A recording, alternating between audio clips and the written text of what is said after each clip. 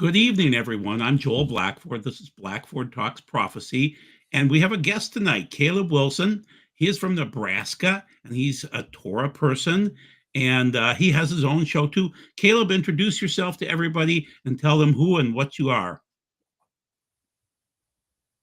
Shalom, everybody. My name is Caleb D. Wilson. I am a Messianic Judaism theologian on YouTube. I run a couple channels called Messianic Monday and Let's Talk About It, where I basically talk about a Jewish Messiah, Jesus, and why it's important to understand his Jewish context and understand the Jewish elements of our faith. Oh, okay. And so and so what is your channel called then? So my channel is called. Listen, I said channels. What I really meant to say was a series on my channel. I run a series called Messianic Mondays, where I talk about Messianic Jewish principles, talking about why it's important to understand Jesus within a Jewish context. Then I run a series called Let's Talk About It, where I invite theological content creators to come on the channel to have a conversation. And if they don't come on the channel, usually I use them as an object lesson to talk about their theology and whether it's right or wrong. So, And now the reason why I found you was that you either had a debate or a discussion with a Rabbi Brian from the East Coast, and that was a wonderful discussion, but unfortunately it was taken down, I think, right? so I took that video down, Okay. and I have no problem explaining why. It's because when you're in this field of work where I am actively trying to advocate for a return to Judaism, it's not a we have to be honest. I'm trying to get people to come back to Judaism. And what the issue was with Rabbi Brian um, is that he conflates Christianity with Judaism, and he even says something like, "You we revert."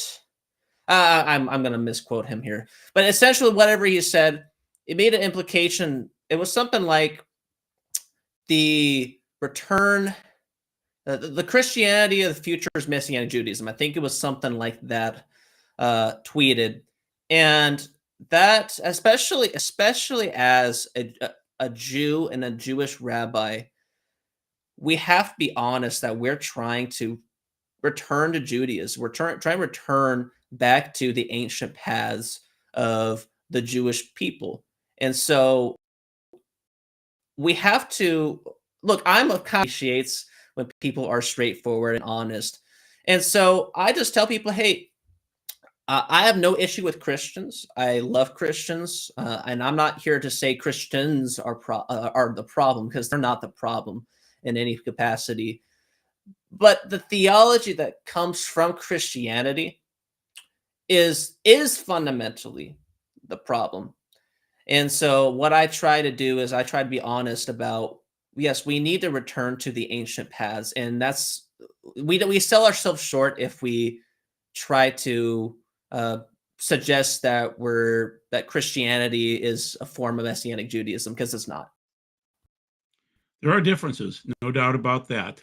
We are not under the law, antinomian, pronomian, things like that. So many people argue that, and you believe that the law is not a burden, right?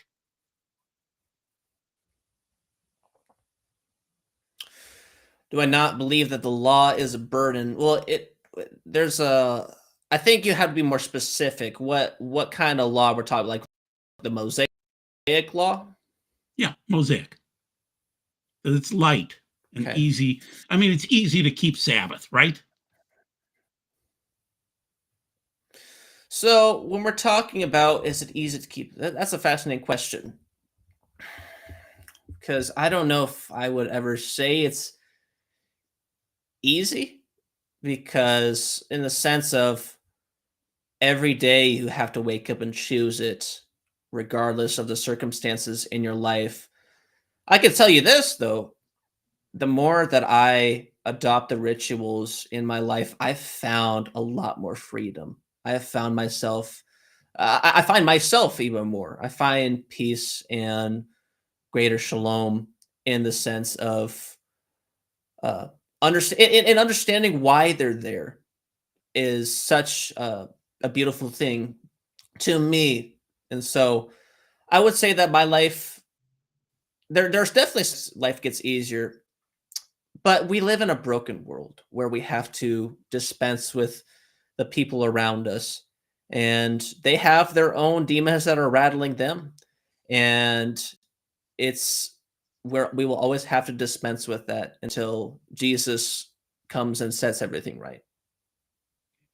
So there's a new study out. Now, unfortunately, I wasn't able to clip it, but it basically says that people that keep Sabbath have a relaxed day, but then also what occurs is that it straightens out their lives in terms of timing, and it seems to be like almost written on their hearts that when they finally start taking a day off per week, especially the Sabbath, they just feel better. They feel aligned. They feel healthier in many ways. Would you say that's the case with your life? I think ultimately the goal is we want to return back to Eden, return back to the ways, the ancient paths that were laid before us at the beginning of the world. And I would say that as I draw nearer to that, I definitely find myself feeling like I'm being the person I was meant to be and doing what I'm supposed to do. And I could have a what would you say? Bad circumstances on a day, but if I can say, I don't think any day is a bad day. I don't think any day is ever bad if you get to wake up and experience this. So, for example, I don't know. I'm sure you might know the Modeh Ani, Joel, or at least aware of that's a prayer. But I pray that prayer every morning, and every morning we say, "Grateful I am before you, God, King living and enduring, for you have returned to me my soul and graciousness, and great is your faithfulness." And what I love is that I get to wake up and I say, I didn't have to be here today. I could have, like, Hashem takes our souls if he chooses, and he gives our souls back if he chooses. So the opportunity to live and experience life is a gift. So I'm kind of rambling. I don't know if that's answering your question. That works. That works just fine. So you are a disciple of Doran Katz from Kiwi land, from New Zealand. Would you describe your relationship with him? How did you find him? Oh man, how did I find Darren? Well, when I found Darren, I wasn't looking for Darren, but I was looking for something real because I had spent 25 years in Protestant Christianity, and I think it's important to explain to people for context, when I look back at my times in Protestant Christianity, I don't look at it through a vengeful, hateful attitude. Ironically, is what happened in my time as a Christian brought me to Messianic Judaism.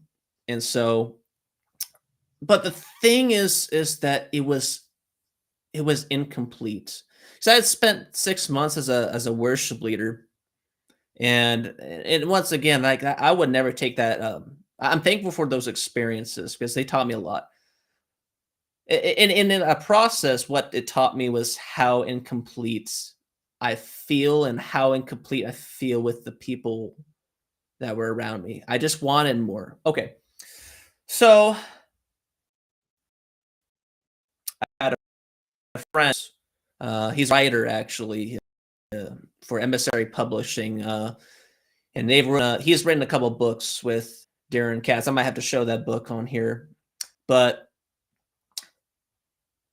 this man was posting these things about I can't remember what it was, but I remember we had a conversation over Facebook, and I was like, we need to go back to the early church. You've probably heard that a million times. We need to go back to the early church. Like, we need to go back to the way things were, like how the disciples were sharing everything with each other.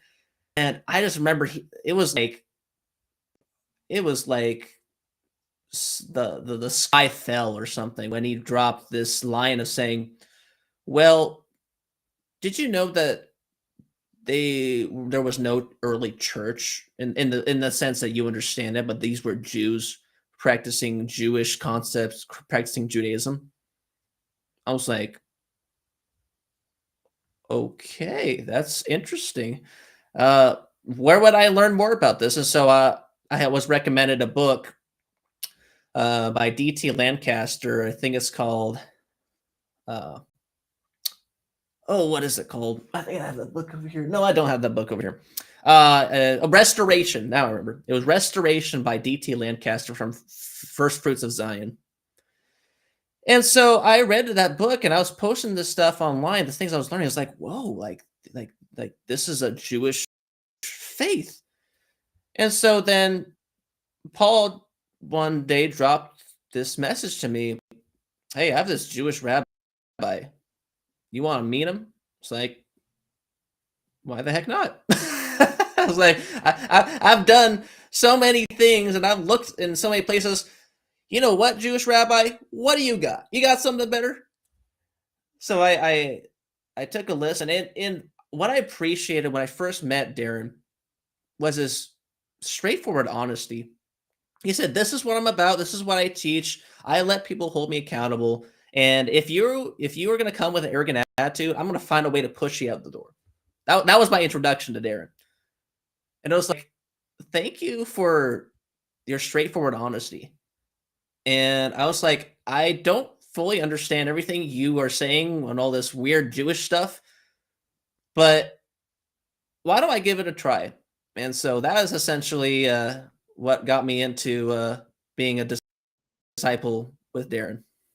Now, keep in mind, people, that Darren, or Doron, you can call it either way, is an Orthodox rabbi that was trained in the system, and then he flipped over to Yeshua. So he kept everything that he had always learned and just added Yeshua into it. And so for Caleb, this is kind of wonderful because it's easy to see the first century aspects in Doron or Darren, because he's teaching about those things. He's connecting the dots that we wouldn't always see. Right, Caleb? Right. Do you mind setting the picture to me real fast? I just want to show people this. Yeah, sure. Well, there we go. Okay. This is Jesus in Context, written by my friends Doran Katz and Paul Edwards. This book is really, really great. It's on Amazon. I think Barnes and Nobles is on. Jesus in Context: Why a Jewish Jesus Matters to Christian Believers. This book is one of my favorite books I've ever picked up. I'll show you one page just to get in your mind how cool this book is. So here it shows you Christian interpretations. Well, I can't read backwards. We've heard in Jewish interpretation. So they have columns for this stuff. And I really love the columns in this book. And it really just shows you the ways that Christianity has interpreted things and how it differs from Jewish interpretation. So I'm not sponsored. I'm not paid to promote this, but I really look, and for my friends, I really recommend you buy this book. It's on Amazon. So. And then, unfortunately, oh goodness, I'm having problems with my mouse now. Give me a second here, and I'll get the screen back. Okay, there we go. I thought that I had my Stern copy handy, but I don't. Maybe I threw it someplace.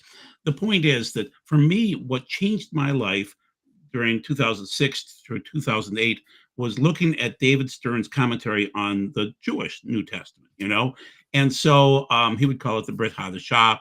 And so I was looking for what's the thought behind the thought, What were the people, what was Peter thinking about? What was Paul thinking about? What was Yeshua talking about? And rather than going to the standard Christian commentaries, I was bored with them. It wasn't working for me. In my particular life, I had gone through some demonic attacks and overt. I mean, we're talking in your face demons. And so I knew that my standard United Methodist Christianity wasn't going to work. I had to get back to the basics and I had to learn. Vince Lombardi would say, gentlemen, this is a football. Okay. And so for you people, this is a Torah, and it's my Chumash.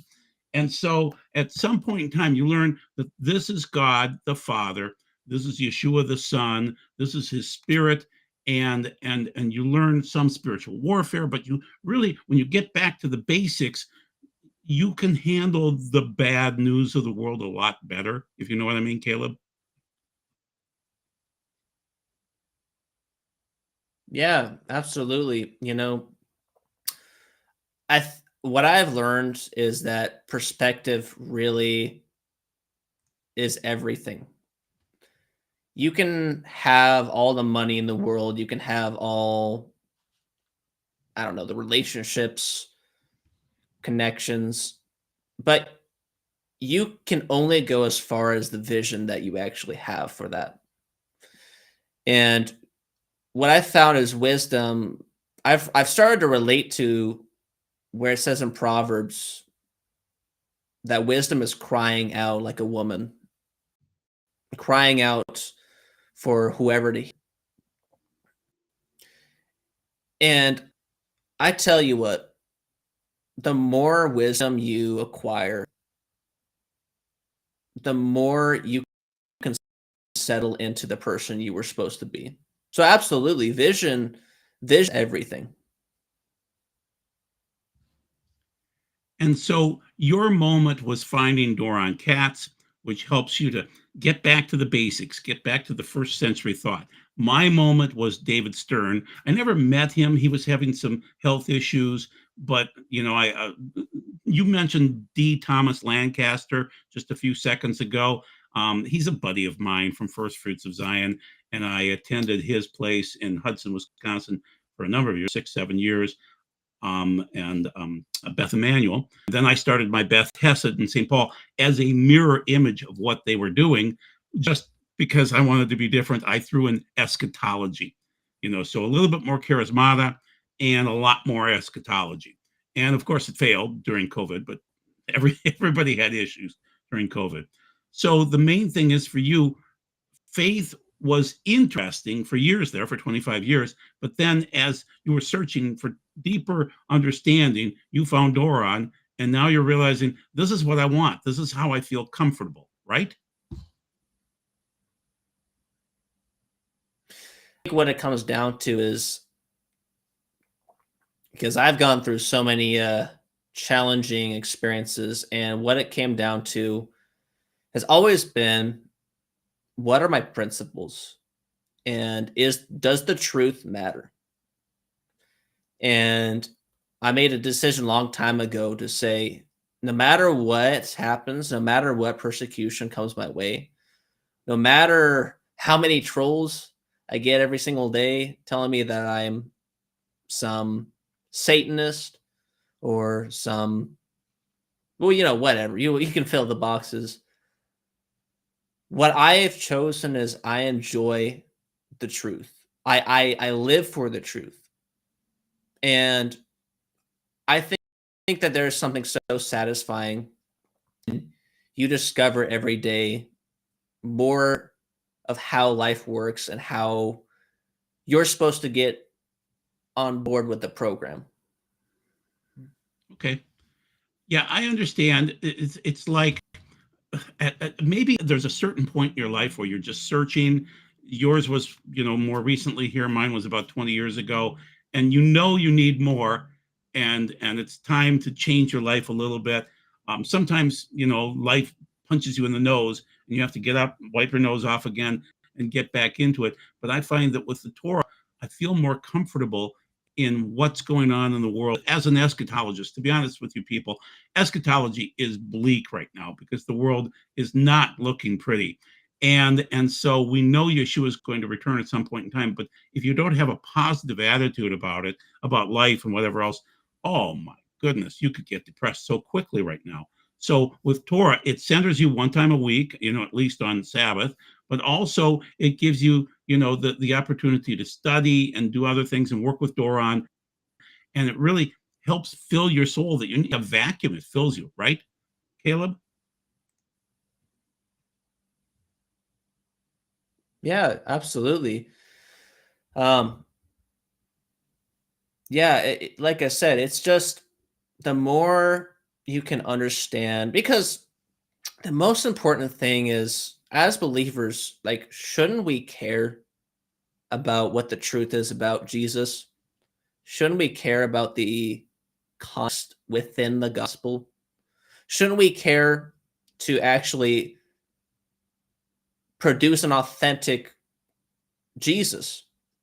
And if you settle that in your mind, it will awaken you to so many realities that you can relate to Jesus and have further understanding of why things happen the way they do and what our goal is being here on this earth.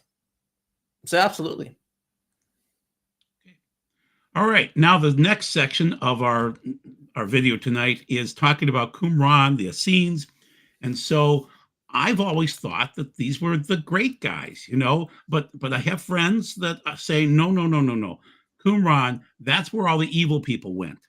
And they brought their wild theories up there and their calendars and everything else.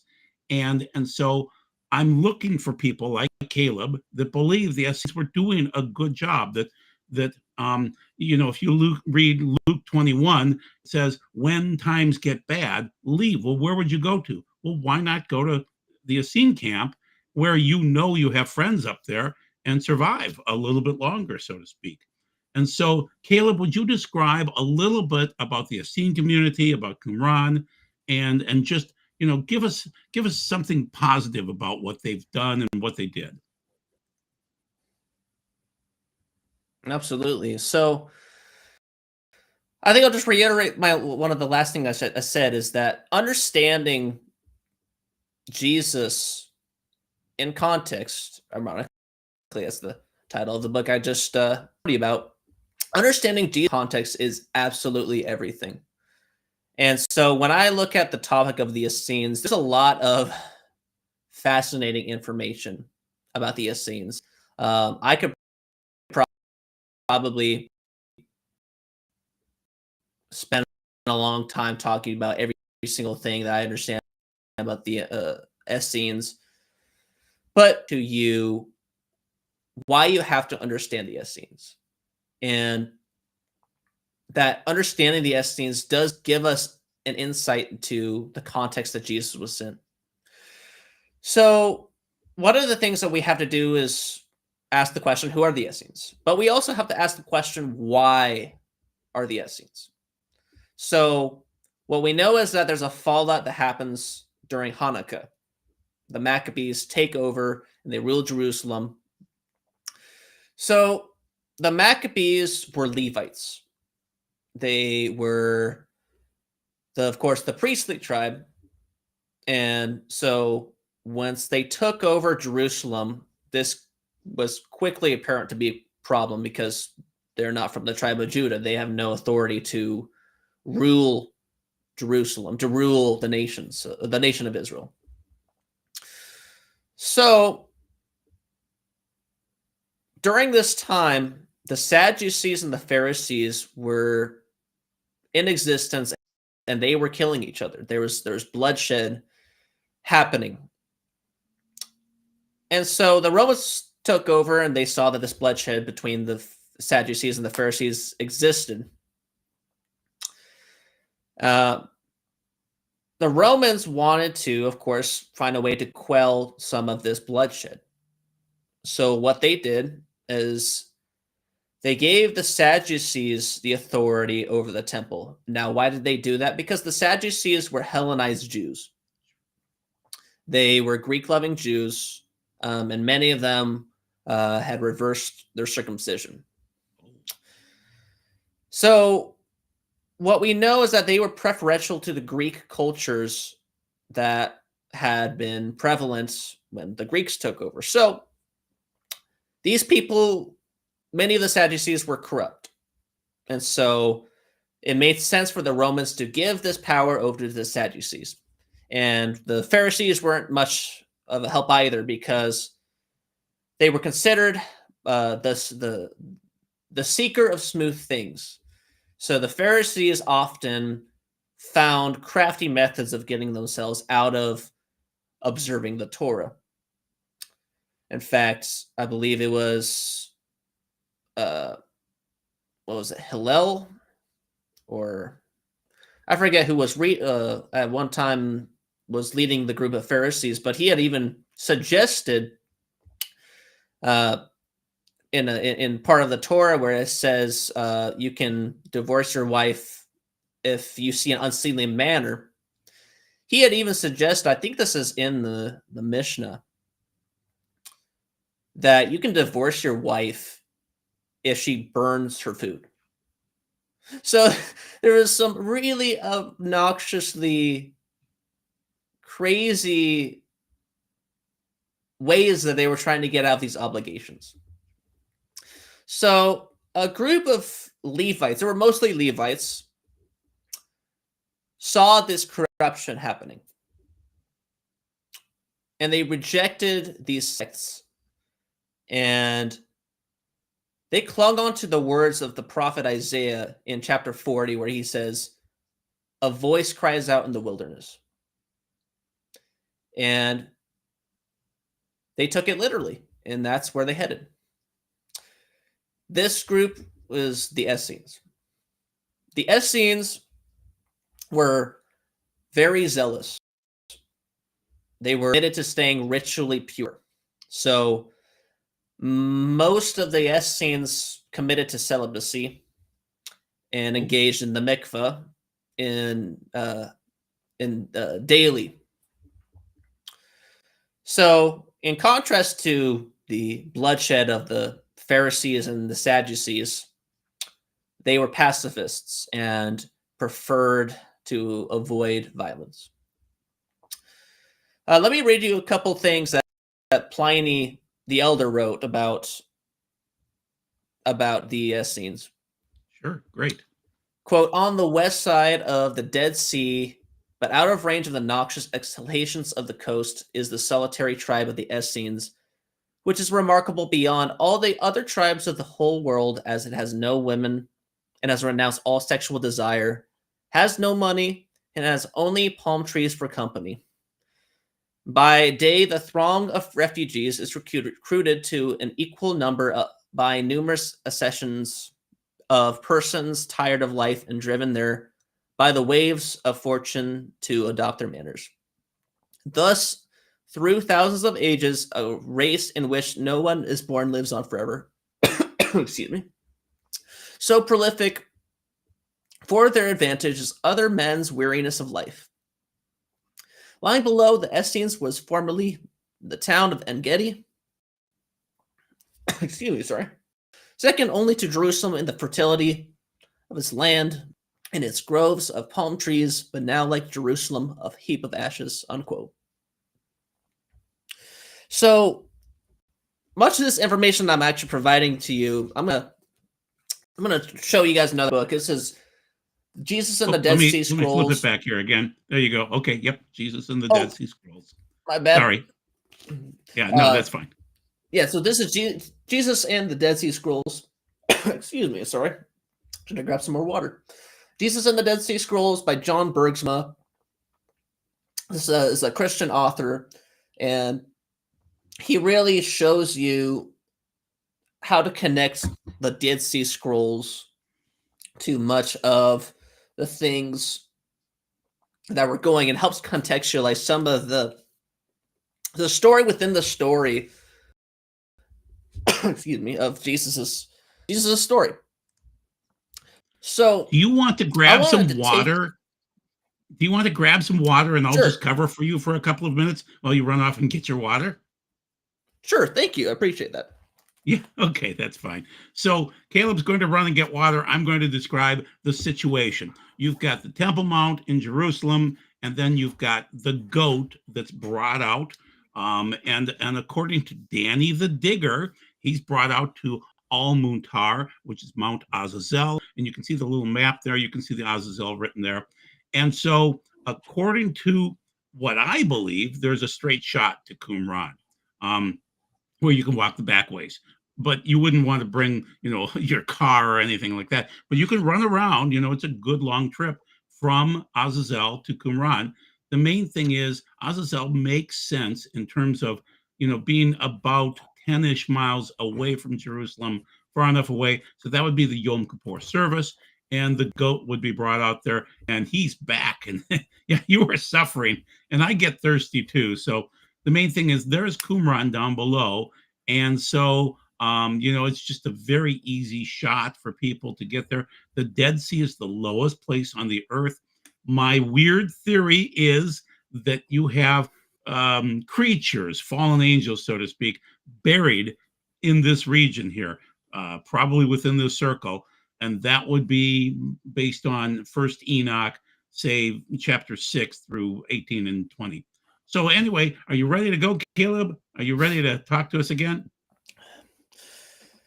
The flesh is willing, Joel, but the throat is weak, apparently. No, I should be good. Okay, good. So um, tell us more about the Essenes and Qumran and that life. I didn't realize that it was just men. That's intriguing, and that they were celibate too. Wow. well, I'm going to show you some more things. Well, it wasn't everyone who was celibate, but yes, they were committed to being ritually pure. That was one of the primary characteristics of the Essenes. Now, with that in mind, let me add this to the Gospels. So I'm going to pull up Luke chapter 22, and we're going to start in verse 7. And I'm reading from the English Standard Version. Then came the day of unleavened bread on which the Passover lamb had to be sacrificed. So Jesus sent Peter and John, saying, "Go and prepare the Passover for us, that we may eat it." Then they said to him, "Where will you have us prepare it?" He said to them, "Behold, when you have entered the city, a man carrying a jar of water will meet you. Follow him into the house that he enters, and tell the master of the house, the teacher says to you, where is the guest room where I may eat the Passover with my disciples? And he will show you a large upper room furnished. Prepare it there." Okay, so to the modern, what would you say, Christian understanding, well, we would easily gloss over some of these things. We would say, "Oh, interesting. Okay, just a man carrying a jar of water, and this room is furnished." But what we know is that carrying a jar of water in Jewish times, considered a woman's work. So it was considered something for a woman to do. So men did not carry jars of water. The Essenes, being mostly celibate, of course, had to pick up all of those other tasks. So this is a strong indication, being in Jerusalem, that this is an Essene, because he's doing a woman's work. And then there's even more evidence to suggest he's an Essene, because there's a guest room that is already furnished. Now, the Essenes were incredibly hospitable. They were over frequently to come and stay the night with them. So they always had a room prepared for somebody to come in be with them. So these couple things seem to indicate a strong possibility that this was an Essene. Now let's go to Mark. We're going to go to Mark 14. Take another swig of water. Mark 14, we're going to go to verse 48.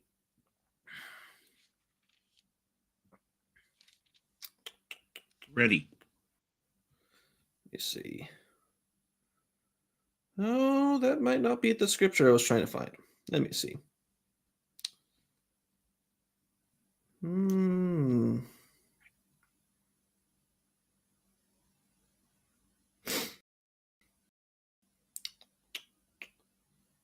All right, I meant to say verse 51.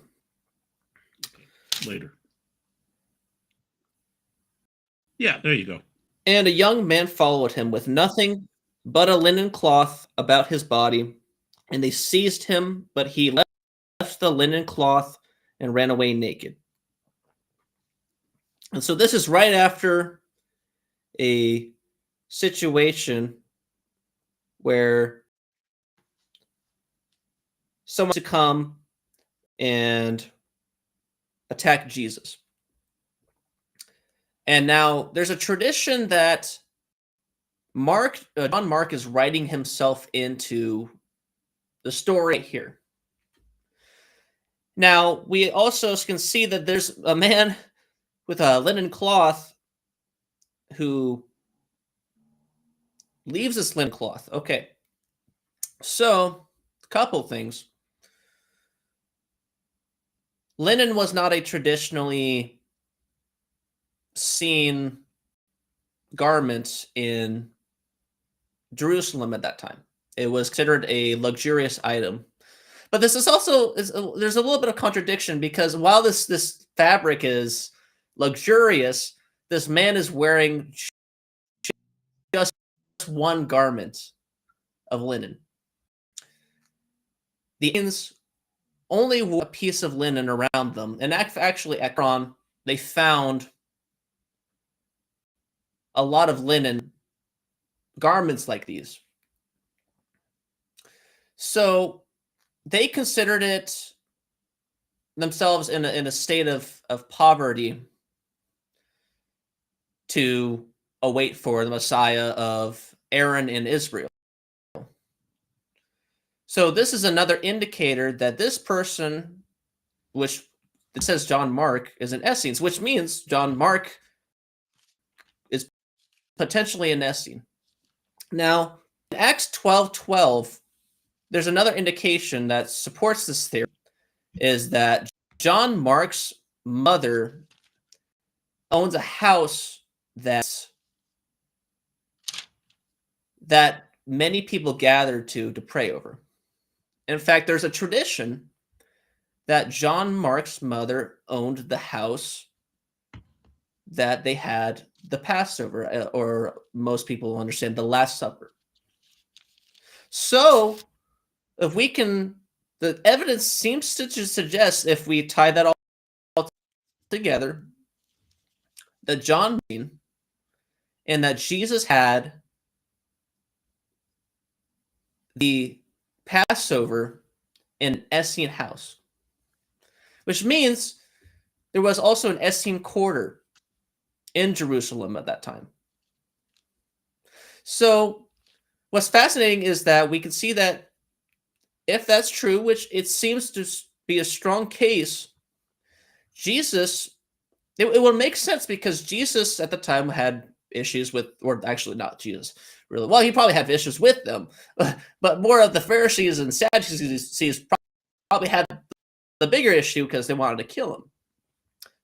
Knowing that the Essenes were pacifists and also saw the corruption happening in the temple, Jesus could have definitely at times sided with them and shared some ideological perspective with them. So Jesus could have definitely spent the Last Supper, or the Passover, in the Essene quarter. I like that. Yes, I can see that very easily, Caleb. There you are. So the bottom line is, let me read a couple of verses from Revelation just to give people perspective on linen. So I'm going to start in chapter 19, and then I'll start in 6. Then I heard what seemed to be the voice of a great multitude, like the sound of many waters, like the sound of mighty thunder peals, crying out, Hallelujah!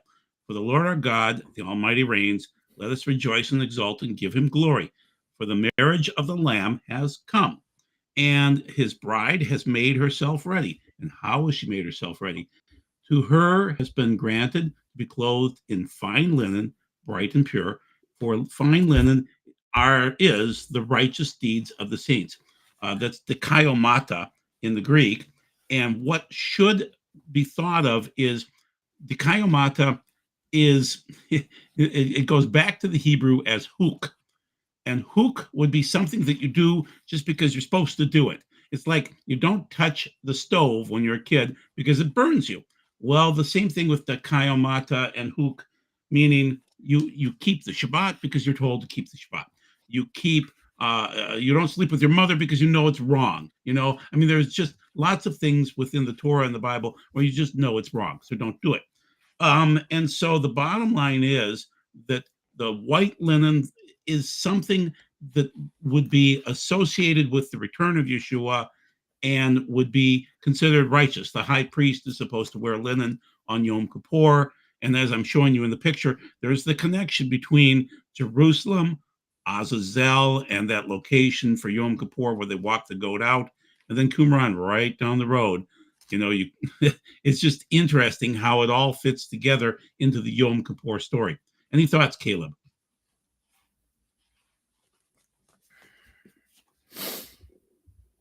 No, I think I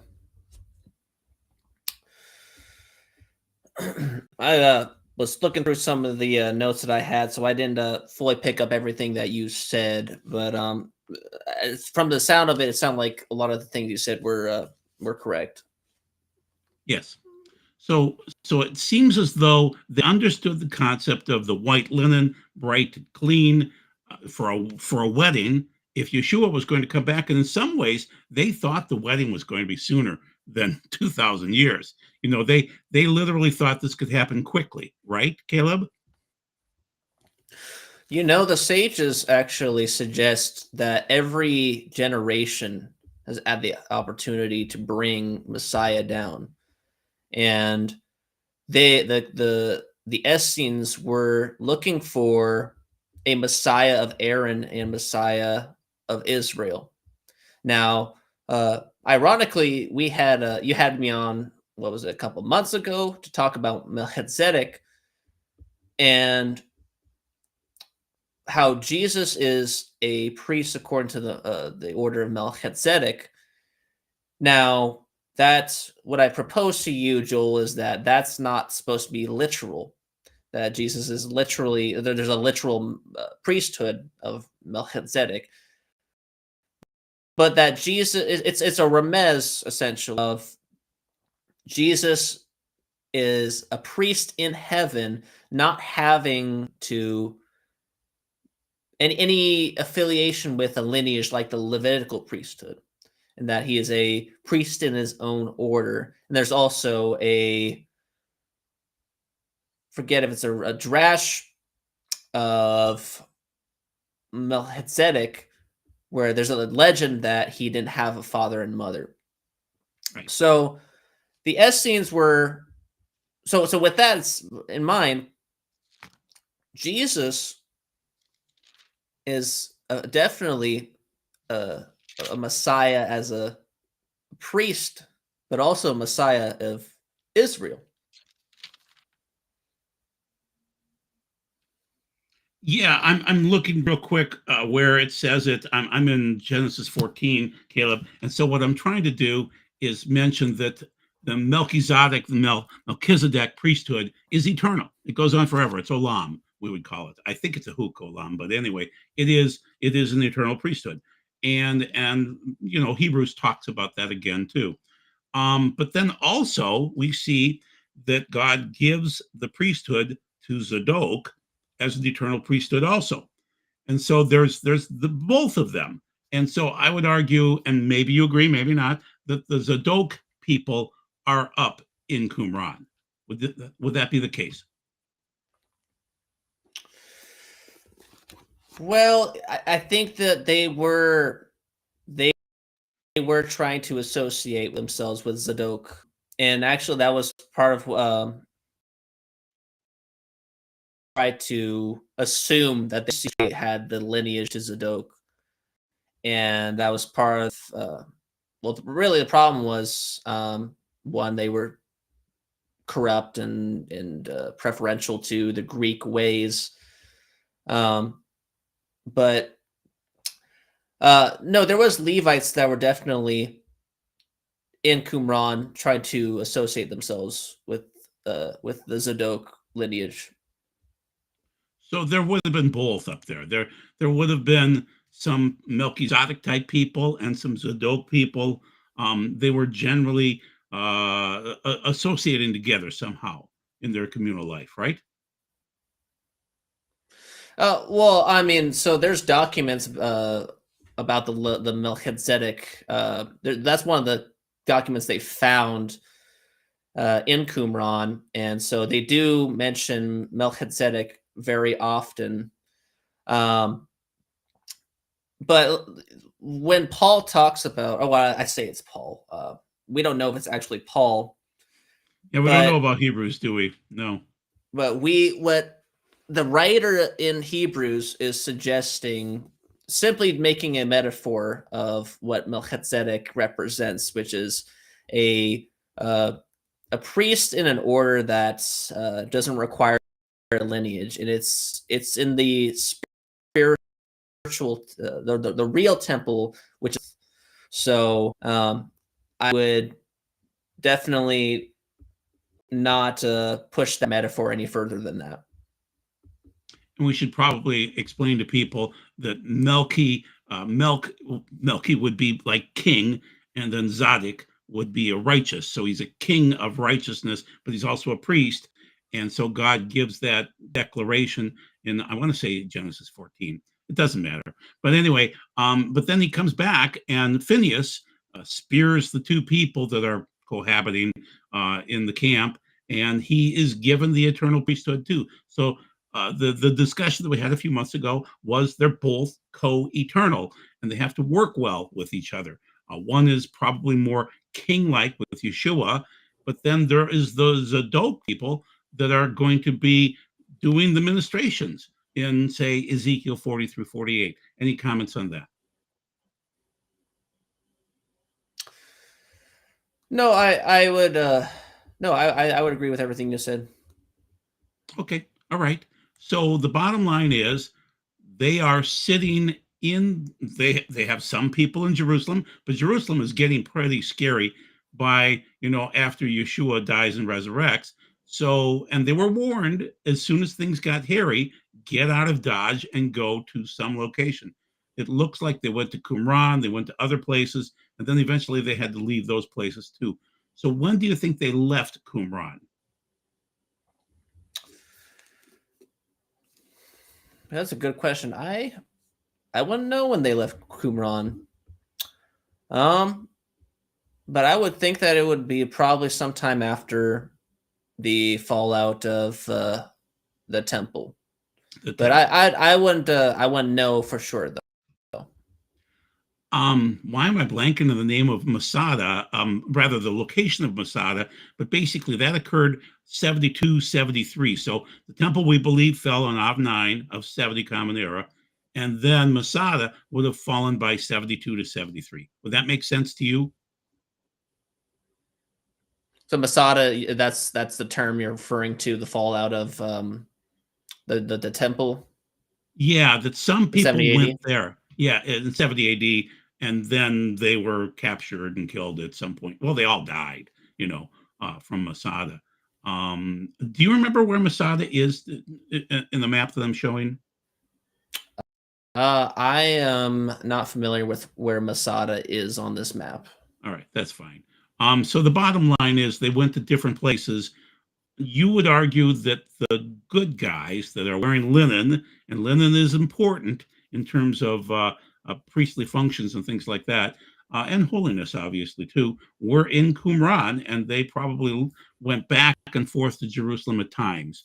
And that seems to be the case. I mean, where do these prophets come from, say, during the quiet years after Nehemiah and Ezra's time frame, where you really don't have a lot of prophecy being spoken, but many things are occurring. I mean, you go from Babylon to Medo-Persia to Greece to Rome very quickly, and that's all prophesied in Daniel.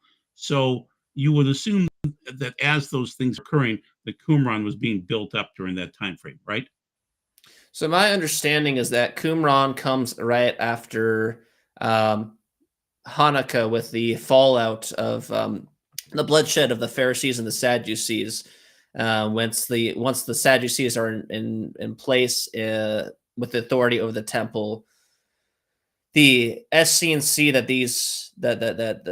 they're corrupt and are not handling things the way they should be. So that's essentially the birthplace, you could say, of when they turn to Isaiah and see that to make way for the Messiah in the wilderness. And then you would argue that they would come back to Jerusalem 3 times a year for the festivals: Passover, Shavuot, and then Sukkot, right?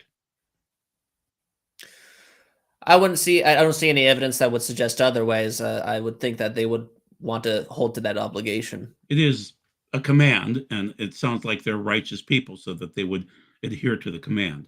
So it's very interesting. So, anything else that we would want to know about that Essene community? Anything else that's just intriguing that people should maybe pick up a book and read about? I did an episode couple months, or that was a couple months ago, maybe a month ago, about a supposed contradiction in the Bible. So there was a contradiction that apparently it made a man renounce his faith. I believe that man was Bart Ehrman. And so one of the contradictions was in I think it's Mark, it says they're going to prepare the Passover in 6 days, and then in John they're going to prepare the Passover in 2 days. And so to the uneducated, we could say, person reading the scripture, you pick this up and say, well, that's a contradiction. You guys are talking from 2 different calendars, you're referring to this different timelines, and the timelines don't add up. So there must be an inconsistency within the scripture. What we've discovered when we found the Dead Sea Scrolls is that, excuse me, the Essenes had been adopting a calendar that was different to the calendar that the Sadducees and the Pharisees put up in the temple. And so they had different Passover times. In fact, I think it's in Luke. Luke makes this really rhetorical statement in many times where he says, the Passover of the Jews, we're going to celebrate the Passover of the Jews. And really what he means by Jews, he actually means the Judeans.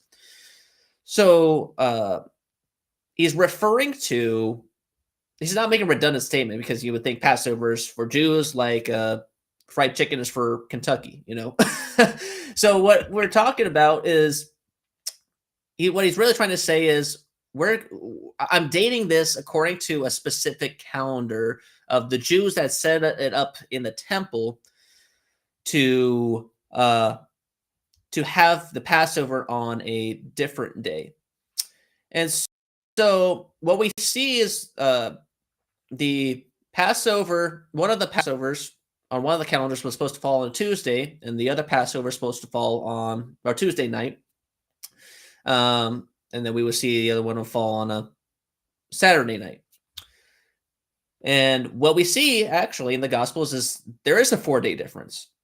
And that would square up with the idea that there's no contradiction. It's that the Gospel writers wrote Passover to two timelines according to two different calendars in that time. So let's talk about calendars. I have friends. I don't have the slide handy right now. It's too deep in my deck. But Monty Judah keeps the Zadok calendar, and Eddie Chumney does too. And by the way, pray for Eddie. He's recovering from a stroke. Wonderful guy. He's been on the show a few times. So then there are some other people too. And so, do you, Caleb, keep the Zadok calendar? And would you explain it if you do? I have not studied the Zadok calendar, so I'm not sure what that document is. Okay. So the Zadok calendar, as far as I know, and correct me if I'm wrong, is where you get to the vernal equinox of spring, and then you start to work off that date, basically the first Wednesday after that. And then you count 364 days, and then you add a weekend every seventh year. And it's so everything is always on the same day. Every Shabbat is obviously on the same day each week, but in terms of your big 7 festivals, they always match up on a Wednesday or a Thursday or whatever it happens to be. And so that's the Zadok calendar. And so Monty loves that. Once again, Eddie Chumney loves that. Some other guys do too. I'm a sighted moon kind of a guy. So I look forward to, like right now, we're basically getting ready for Kislev. Okay.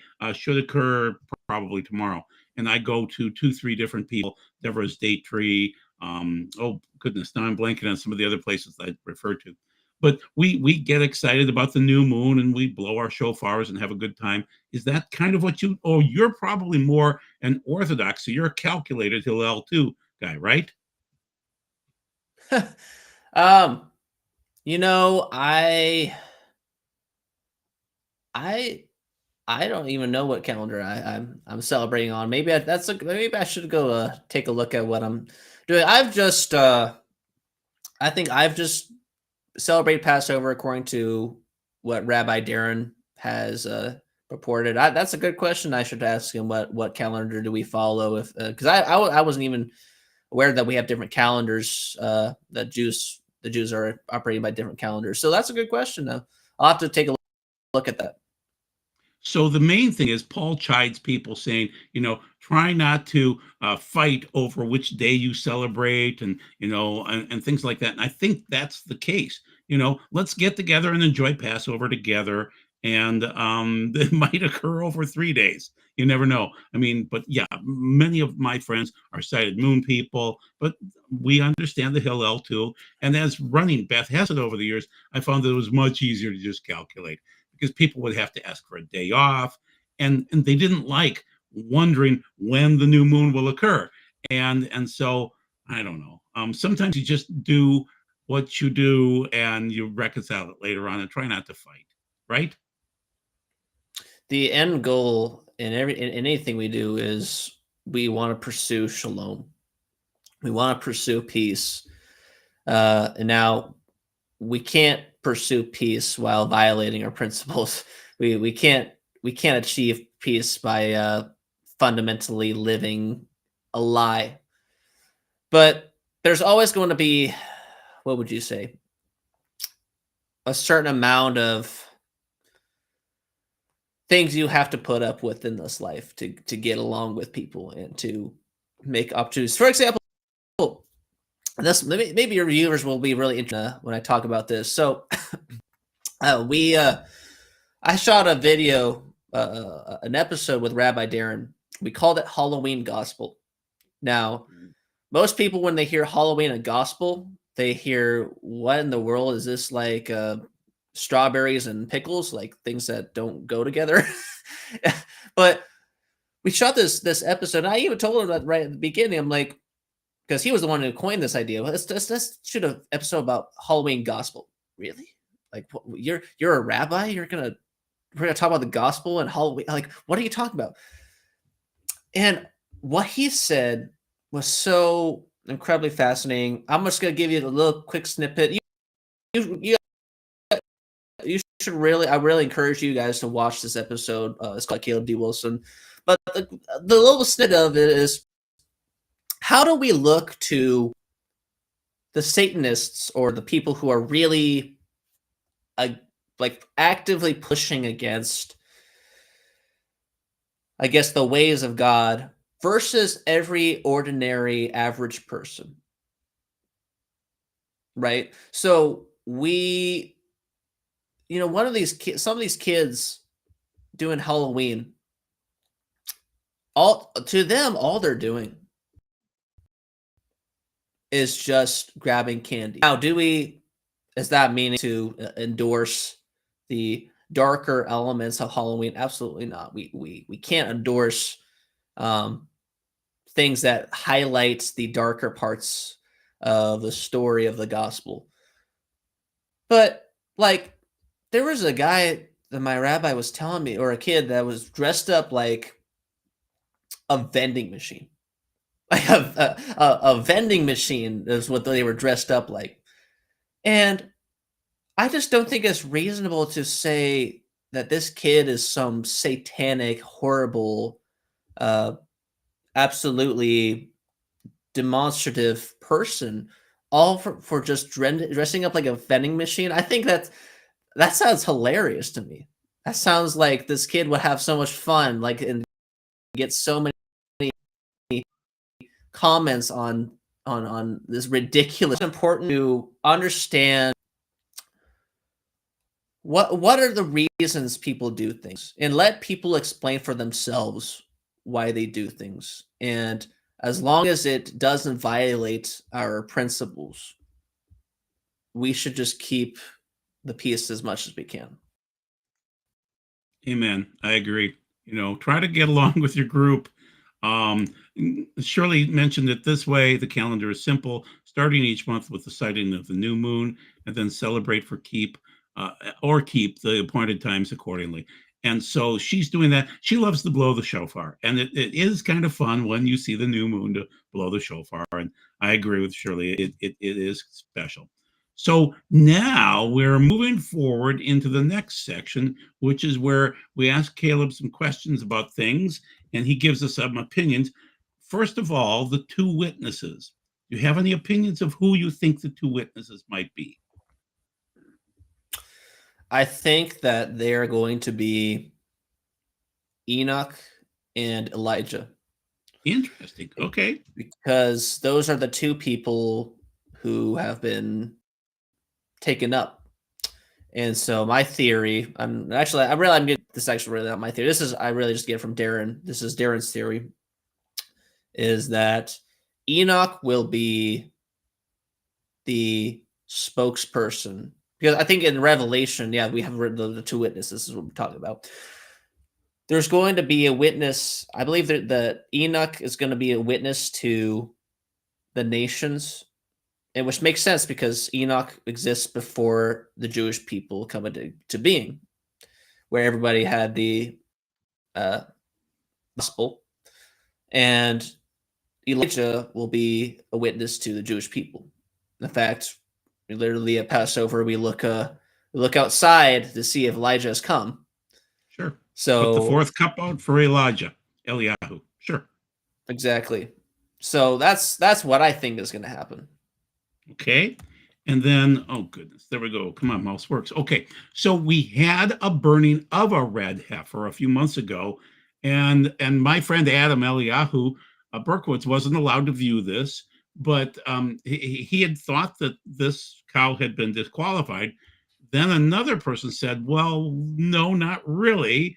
So they went back and forth where the Temple Institute said, yeah, this is a this is a disqualified red heifer. But then they came back, and Byron Stinson, who gave the cows to Israel, to the Temple Institute, said, no, we used a perfect red heifer. And so, do you have any thoughts on the red heifer that they burned, or the red heifer process? Do you have any thoughts on it? This is out my scope at the moment, but this is really fascinating. Um, I enjoy seeing the trials of the Levites coming together and trying to produce these rituals that haven't been done in thousands of years. And so I think it's exciting, and I'm looking forward to what comes next. So one reason why I love Doron is that he's actually a Levite. So that's rare. Okay. I've been doing this for many, many years, and I bump into Jews all the time. And now my Orthodox friends will claim this particular person is a Katz or is a Cohen or whatever else. And so he has certain rights to do, say, the Aaronic blessing and things like that. Doron has these rights and privileges. And that's exceptional, isn't it? He's a son. From my understanding, I mean, yeah, he would have. He could. I mean, he has claim to be a priest in the temple, but from what his understanding is, he doesn't think that he would actually be offered the opportunity because, well, he's messianic rabbi, and of course, these I'm assuming most of these people are probably Orthodox Jews trying to bring it back. So my understanding is that he probably wouldn't be offered the opportunity by the Temple Institute. No, he will not be.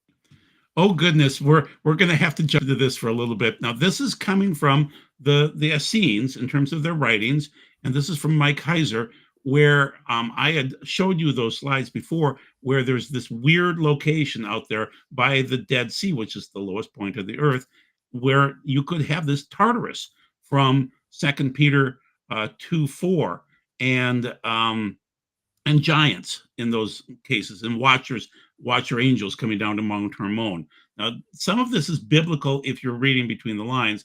Some of it is just straight up First Enoch, but it's very interesting. You know, Heiser would say that the fallen angels came down, mated with human women per Genesis 6:4, and then when they died off, half of them would have been human of these Nephilim, half would be human, and half would be fallen angel.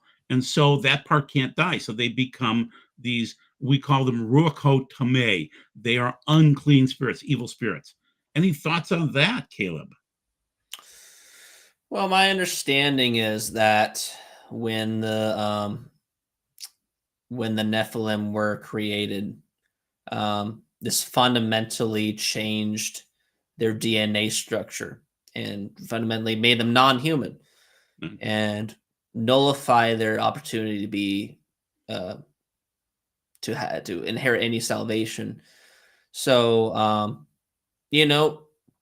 one of the things that I'm curious about is, will we see giants again? Will we see the Nephilim come back Yeah. in the end times? That would be fascinating. But yeah, that's all. That's all I think I could offer. Okay, that's fine. I'll tell everybody that Revelation chapter 9 has two versions of these creatures popping up and being released from their prisons. And Revelation 12 has the angels coming down from some part of heaven. And so Heiser, I just happened to be looking at this afternoon. And so it's just intriguing.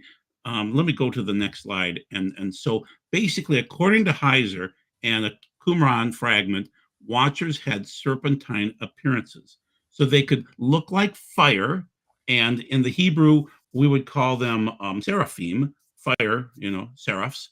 And so, or they could look like humans, or they could look like serpents. And so, of the fallen angels, there are these weird serpent sightings and other creatures that pop up every now and then, in UFOlogy and things like that. I would argue they're extra dimensional, but this is part of the Qumran fragments. You've never seen anything in your fragments that you've looked through, right? Anything like this? I have not seen anything yet in any of those from what I've studied from the Qumran scrolls. But yeah, I'm not sure. I'm not sure if they had a serpentine appearance. I'm not here to suggest otherwise. I wouldn't say that it would put it past me. Okay. And then now we're on to the next section, which is Pin the Tail on the Antichrist. It's a little game that we play, Pin the Tail on the Antichrist. Is Donald Trump the Antichrist? It's a good question. So, what we do know is that the Antichrist is going to be a friend of Israel, and he is going to offer Israel peace. And then he will basically betray Israel. Um, you know, possibly. It's possible, He is the it's peace president, isn't he? well, he's what done the Abraham Accords at one point. He's at least at the time being, from what I can see, as a uninformed citizen, seems to still be quite positive for trying to stay allies with Israel. Um, and he's probably what the most powerful man on earth now. I would suggest. So I yeah, it's agree. possible. Okay. All right. People call him Cyrus the Great, based on Isaiah 45:7. What do you think about that?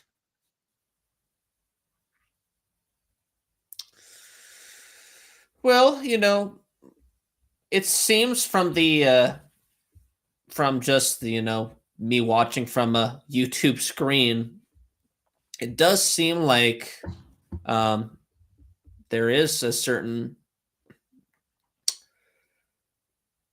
type of character that Trump does have, where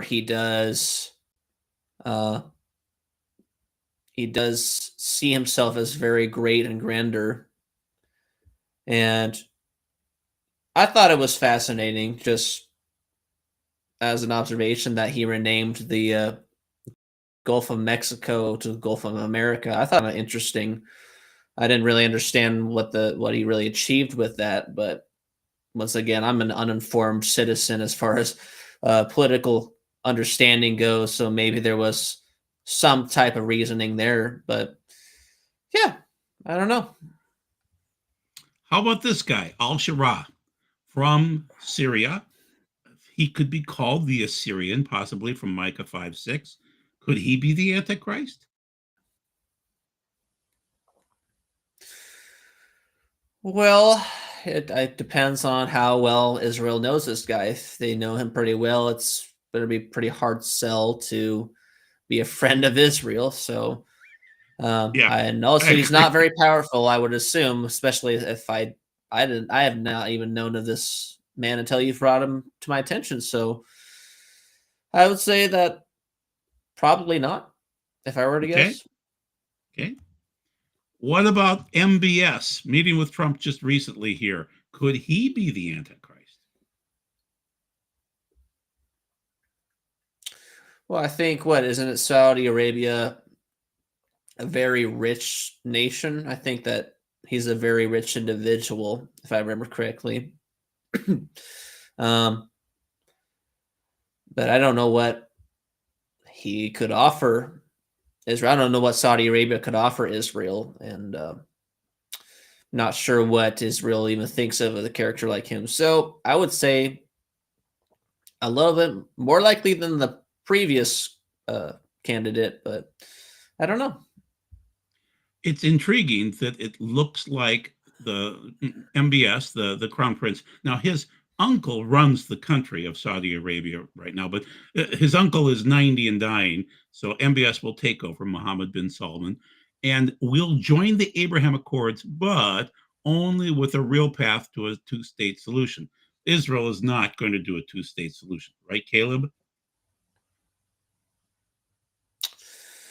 I have not kept up on where Israel is politically. As far as well, what I heard last I heard when I kept on up on it was I think Netanyahu is not for one, but um, my concern is really not. I don't spend a lot of time defending Benjamin Netanyahu or the Knesset, because those are human beings who live human lives, and they're also politicians. And so when I consider that, my focus is defending what the text says about the descendants of Abraham, Isaac, and Jacob, and descended to the 12 tribes. So to me, the focus is really not. I don't have much of an educated uh, niche to offer any insight on that. Okay. Now, there is a beast individual potentially, and there's also a beast system. Could the United Nations be the beast system?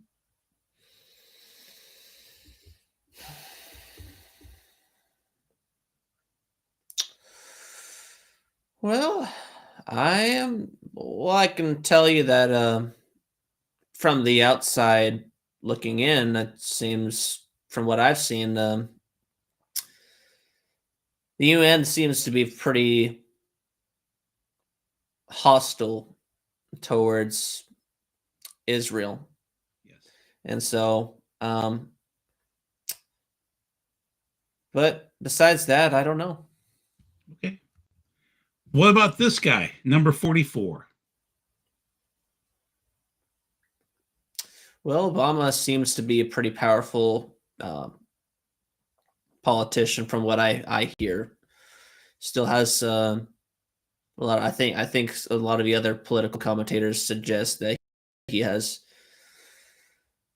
a credible influence in the Democratic Party. So, but I don't know what Barack Obama would have to offer to Israel. So I'm not convinced. Okay. Excellent. What about these two guys, J.D. Vance as the Antichrist? I mean, obviously, he was the last man to see the Pope before he died, and then Marco Rubio on the right hand side. Any odds that they could be the Antichrist?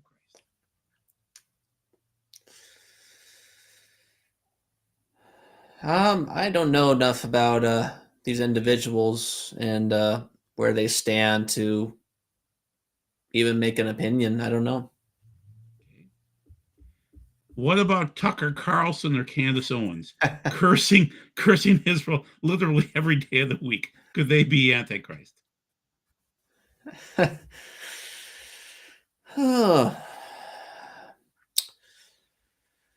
Well, it's fascinating how much influence Tucker Carlson has. He is a, I think, very dangerous figure theologically, and it's been fascinating to see some of the interviews he's done back to back, from the Ted Cruz interview to the Nick Fuentes interview. Just some of the differences of how he handled those.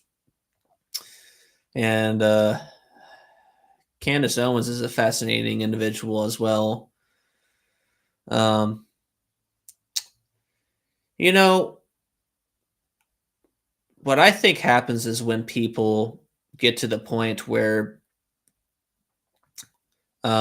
they have to get more bombastic and more outlandish, it's a sign that fundamentally they're losing. Okay. So I don't know. Okay. What about any of these people?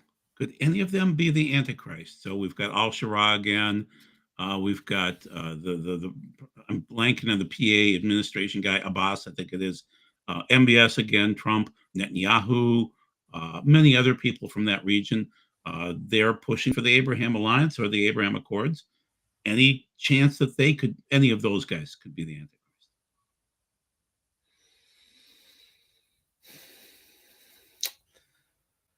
It's a fascinating thing to consider.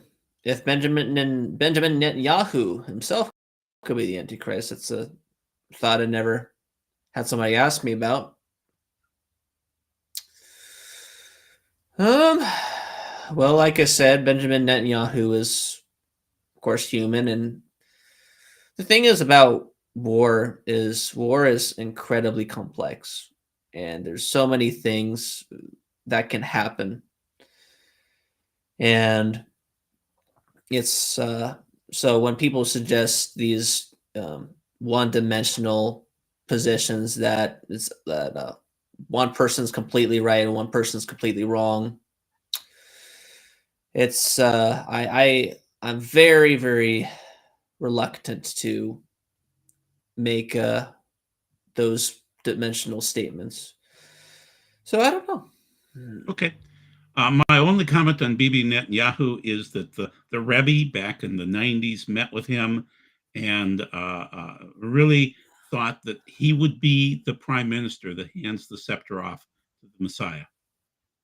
And he made that statement, a bold statement, many, many years ago, 30 years ago. But it's just intriguing. There are multiple times, and I think Itzhak Kaduri also met with Bibi also. And so Itzhak Kaduri, if you're not aware of him, he lived to be about 108 years of age. He died about 2006, and he thought Bibi would hand the scepter off to the Messiah. So I would hope that it wouldn't be Bibi, but it could be, I doubt if any of the other players are that type of a person. This is Can I ask you a question, yeah, Joel? yeah, sure, yeah. Do you know if Bibi Netanyahu has ever advocated publicly to restore the kingdom to Judah? I know that he's reading Torah more and more. He's joining Torah studies, things like that, and that he's getting deeper into his faith. I don't know about that. I can't speak for him. I don't have access to Bibi through my friends, and I have Orthodox Jewish friends from Israel. I could ask them. I could ask. I think it's I think it's an interesting question because like we know that fundamentally, like the tribe of Judah is supposed to be a monarch tribe, and so I think part of getting back to restoring or handing the kingdom to Messiah is, I think that we would have to start thinking about putting a descendant of Judah Oh yeah, back into has place. to be. Yes, exactly. Yes. So this is Erdogan from Turkey. He's working very closely with the Syrian leader Al Shara, and there is this confederation in the Ezekiel 38, 39 that seems like it's Turkish based, like the Caliphate, 400 years from 1517 to 1917. Could he be the Antichrist? You said he's the Turkish president. Yes, yes, yes.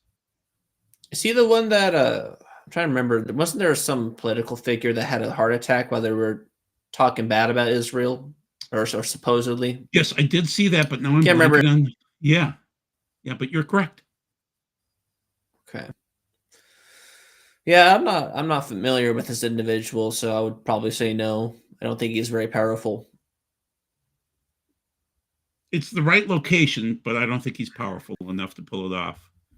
And then, we've got Elon Musk. The other guys, Xi from China, I doubt it. MBS again. But Elon Musk, could he be the Antichrist? Well, those Tesla designs are quite otherworldly. No, I was kidding. You know, well, he's a powerful man, but I don't know if he's powerful enough to inflict incredible political change. So I don't think you think so. It's interesting to watch him and MBS getting together for an elegant dinner just the other day with Trump. So Elon loved Trump. They had a bromance, and then they broke apart, and now they're bromancing again. So it's interesting to see Elon back in the White House. Any of the European leaders, could they be the Antichrist? Any of these power players?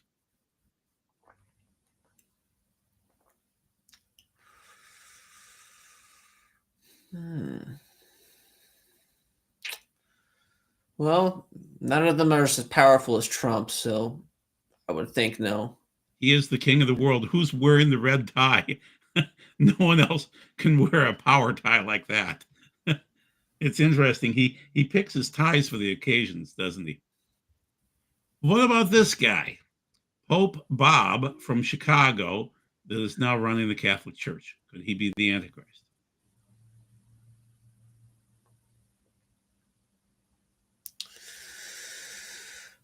Well, it's fascinating within Catholicism that because I had never because I think I told you I was Protestant for much of my life, and so I never knew much of Catholicism. But I found out they have a doctrine called papal infallibility, and essentially suggests that anything that the Pope says from his throne or whatever thing that he's sitting from, he has perfect vision of the Spirit, and if you don't agree with whatever he says, you're absolutely wrong. And like, wow, that's quite a doctrine to for me to get under. um, you know, I mean, I don't think he has that much power, though, to be honest. I mean, he has power over people because of many of the doctrines that people seem to choose, but to me, the character that seems honestly the most likely is probably Donald Trump because of his incredible power that he has and some of the interesting conflicts going on and of what we think is happening in Israel and Gaza. So, Okay. What about this guy, King Charles? There are, and notice again the forehead, the right hand. Uh, there are three guys out there: Tim Cohen, Craig Bong, and Monty Judah, who is a friend of mine, saying that he the Antichrist candidate. Any thoughts about King Charles?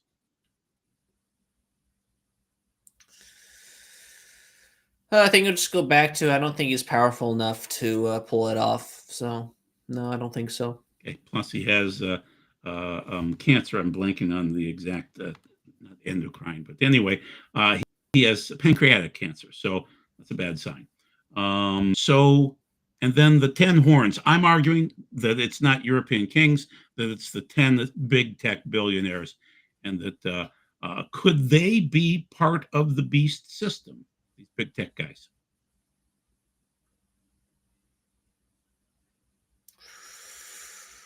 Oh, well, I mean, I would think you need someone to help you pull it off. They have incredible resources and do have some political influence. So, You possible. know, goodness, Larry Ellison, number two.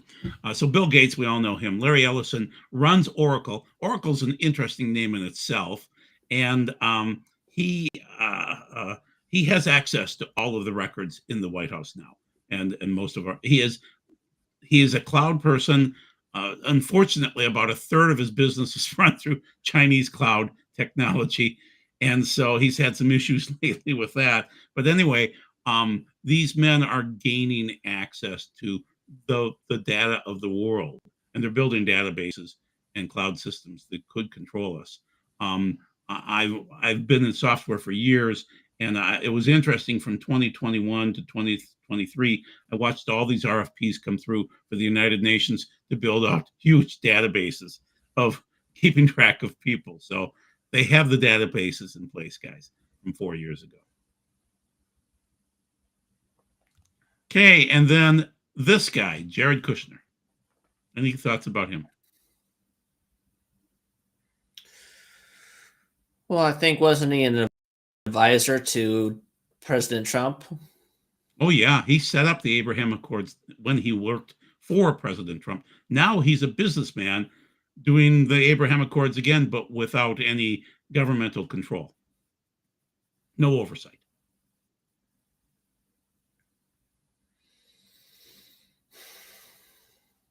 Well, I mean, he's got a powerful position, basically being in the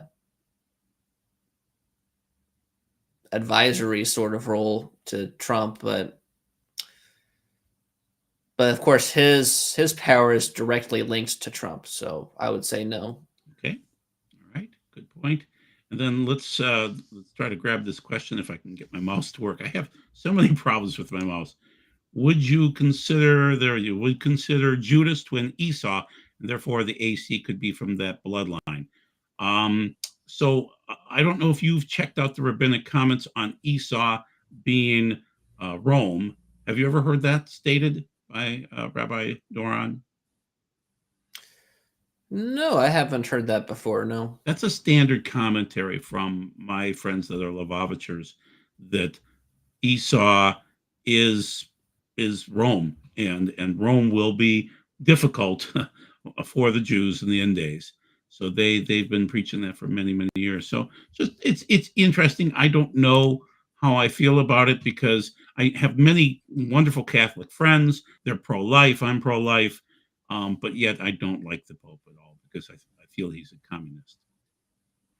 I would think that perhaps the gospel writers would also have indicated that Rome would have been Edom, or someone would have made a connection that Rome was Edom.